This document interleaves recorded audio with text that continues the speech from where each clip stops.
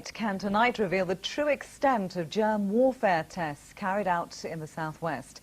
Government documents show much of North and South Devon and parts of Somerset were used for experiments similar to those conducted off the Dorset coast during the 1960s. An independent inquiry has already been ordered into the Dorset trials to determine whether or not they've affected people's health. In a few minutes, we'll be speaking exclusively to the man in charge of this inquiry.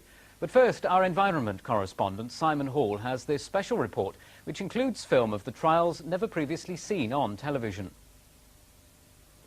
The germ warfare trials carried out in the 1960s and 70s were highly secret. This, previously unreleased film of the experiments as they happened. Their existence was revealed last year when secret documents were declassified. They were thought to be carried out mainly in Dorset. A spotlight investigation has, though, discovered they were far more widespread than was previously thought. Other trials tested how the germs would survive in different conditions in different areas. These were based not on releasing a gas, but instead on exposing a narrow thread of material coated with E-Coli to the air. These tests were carried out in January 1967. The threads were exposed first from a ship just off Ilfracombe, then on 5 other sites running through Somerset down to the sea off Dorset. I think people, when they come to hear of this, will be concerned. For instance, I was in my 20s at this time, in the 60s, and I was just getting married, starting up a family. They'll be worried, will this have any implications on their health or the health of their children? Concerns have been raised that the tests may have harmed people's health. In East Lulworth, in Dorset, 21 families say they have experienced miscarriages and children being born handicapped and with other health problems. Robin Southey was one of the scientists who carried out the experiments. His widow, Anne Reed, is pressing the government for a full investigation into the trials. For Robin Southey died at the age of 33 from a rare disease which led to a perforated stomach. His immune system was said to be almost ineffective. The couple had 2 sons. One died at 17 from a brain tumour. The other suffers serious health problems.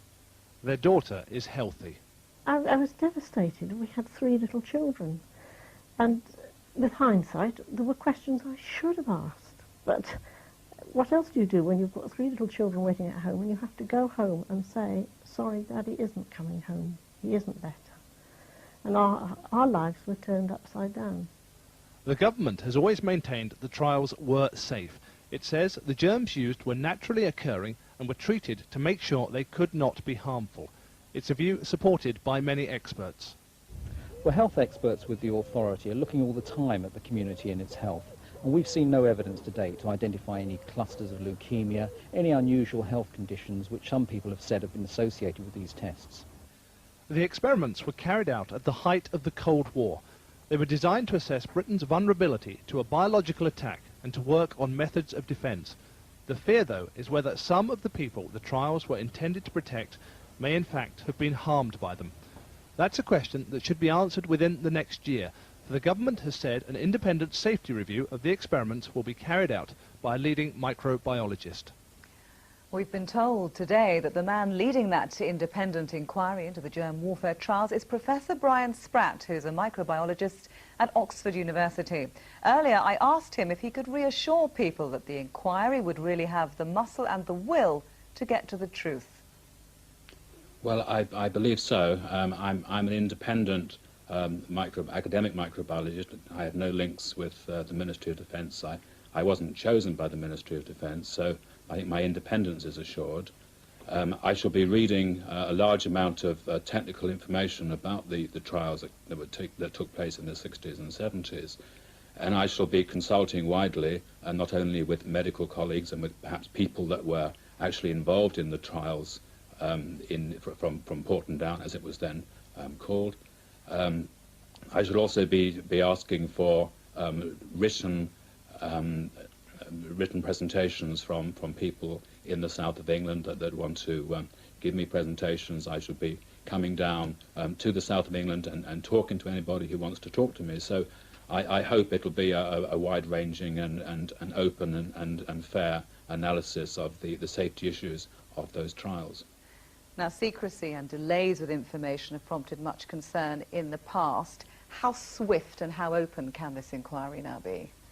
Well, I've got access to all of the files that are available, and I should be receiving those very shortly from the Ministry of Defence. And I've been asked to come to some conclusions and write a report within a time frame of 6 to 12 months, and I hope it'll be closer to 6 than to 12.